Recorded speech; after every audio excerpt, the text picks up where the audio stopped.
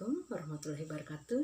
Jumpa lagi dengan saya Sari Hayati dalam mata kuliah Bahasa Indonesia. Baiklah, materi hari ini membaca untuk menulis. Jika membaca adalah agar kita mengenal dunia, maka menulis adalah agar dunia mengenal kita.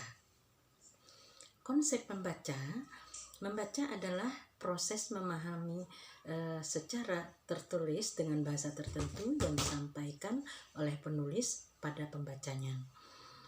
Tujuan dari membaca ada beberapa, yaitu yang pertama membaca untuk memperoleh perincian atau fakta, yang kedua membaca untuk memperoleh gagasan atau ide, yang ketiga adalah membaca untuk mengetahui kejadian setiap bagian. Yang keempat, membaca untuk menyimpulkan. Kemudian yang kelima, membaca untuk mengelompokkan. Yang keenam, membaca untuk menilai ataupun mengevaluasi. Yang ketujuh, membaca untuk membandingkan. Baiklah, dalam bahasa Indonesia di sini juga terdapat pengembangan tujuan membaca. Yang pertama yaitu penyesuaian antara kecepatan dan tujuan. Kemudian yang kedua, pengamatan bacaan. Yang ketiga, pengembangan pemahaman. Yang keempat, latihan keterampilan dasar. Membaca sebagai keterampilan, yang pertama membaca pemahaman, yang kedua membaca ekstensif, yang ketiga membaca cepat. Pemahaman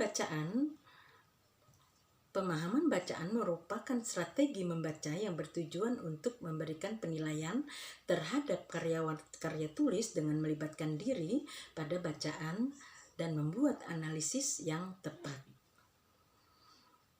Pertanyaan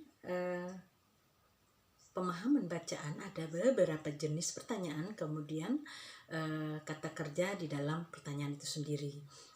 Jenis pertanyaan, kalau itu adalah pengetahuan atau yang merupakan ingatan, maka kata kerja dalam pertanyaannya adalah didefinisikan, ditunjukkan, sebutkan, cocokkan, pilihlah, reduksikan, ucapkan. Kemudian jenis pertanyaan mengenai pemahaman, maka kata kerja dan pertanyaannya adalah jadikan, bedakan, jelaskan, jelaskan lebih lanjut, beri contoh, artikan, ungkapan dengan kata-kata sendiri. Berikutnya jenis pertanyaan aplikasi, maka kata kerja dalam pertanyaannya adalah demonstrasikan, temukan, rumuskan, modifikasikan, ramalkan, siapkan, hubungkan, pecahkan masalah, kemudian gunakan. Lalu jika jenis pertanyaan itu adalah analisis, maka kata kerja di dalam pertanyaan itu adalah temukan unsurnya, buat diagram, tunjukkan bagian, ilustrasikan, pisahkan.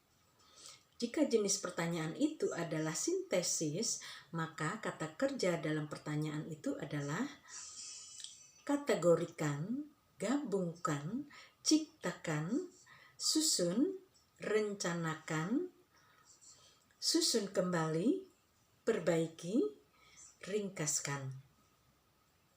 Berikutnya jenis pertanyaan, misalkan itu adalah evaluasi, maka kata kerja dan pertanyaan itu adalah simpulkan, beri kritik, interpretasikan, beri dukungan.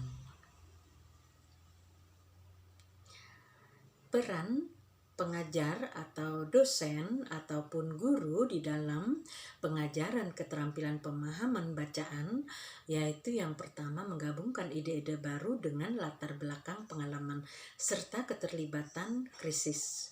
Yang kedua, pengujian yang teliti mengenai pertanyaan-pertanyaan yang dibaca.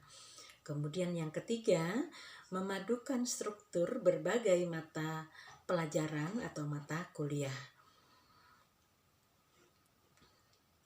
Membaca dan aspek-aspek kemampuan pemahaman bacaan, membaca itu merupakan kegiatan yang sangat kompleks yang melibatkan beberapa keahlian, yaitu memiliki ketajaman pikiran, pengetahuan kebahasaan, kemampuan menginterpretasikan perubahan bacaan yang sesuai dengan pikiran penulis.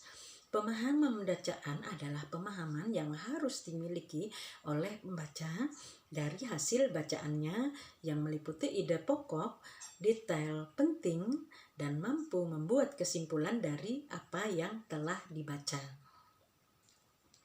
Membaca informasi melalui media internet. Jadi, di sini dari segi ilmu pengetahuan, internet merupakan sebuah perpustakaan yang sangat besar yang menyimpan banyak informasi berupa teks, gambar, audio, ataupun informasi dengan bentuk lainnya. Dari segi komunikasi, internet merupakan sarana yang sangat efisien dan efektif untuk melakukan pertukaran informasi.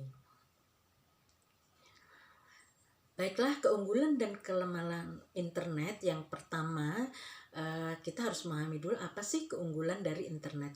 Keunggulan yang pertama, internet sebagai sarana yang mendukung kebutuhan masyarakat. Kemudian yang kedua, akses internet tidak dibatasi oleh waktu. Artinya selama 24 jam kita dapat mengakses internet. Yang ketiga, setiap orang bebas menampilkan berbagai informasi di internet. Kemudian kelemahan dari internet itu sendiri, kelemahan pertama yaitu tidak semua data dan informasi yang diperoleh, yang didapatkan melalui internet itu valid. Kemudian yang kedua yaitu sumber informasi internet itu mudah berubah, bahkan bisa hilang. Lalu yang ketiga adalah kesulitan jaringan. Karena kadang-kadang jaringan internet itu hilang. Nah, ini merupakan kelemahan-kelemahan dari internet. Oke, demikian materi hari ini. Saya akhiri. Wassalamualaikum warahmatullahi wabarakatuh. Sampai jumpa pada pertemuan berikutnya.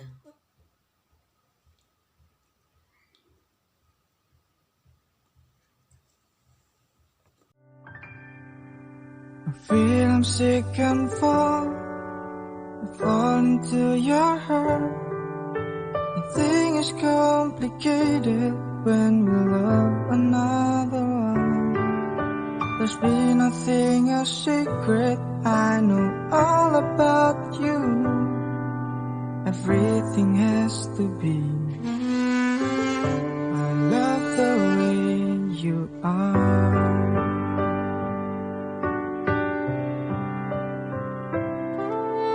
And time love never